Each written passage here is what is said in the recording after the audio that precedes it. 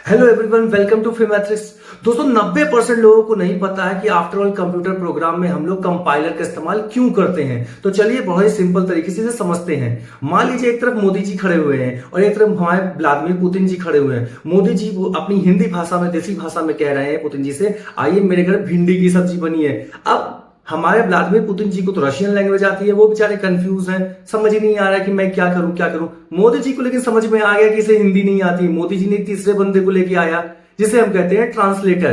अब वो तीसरा बंदा करेगा क्या? मोदी जी की देसी हिंदी भाषा को पकड़ेगा, लेगा और उसको हमारे व्लादिमीर पुतिन जी की भाषा रशियन लैंग्वेज में कन्वर्ट करेगा। अब ये क्या, मोदी जी ने कहा पुतिन भाई मेरे क्या भिंडी बनी है, जल्दी से आ जाना खाने। अब इसको ट्रांसलेटर ने ट्रांसलेट करके रशियन भाषा में उसको बता दिया। पुतिन जी को समझ में आ गया कि मोदी जी मुझे भिंडी खाने के लिए घर में बुला रहे हैं।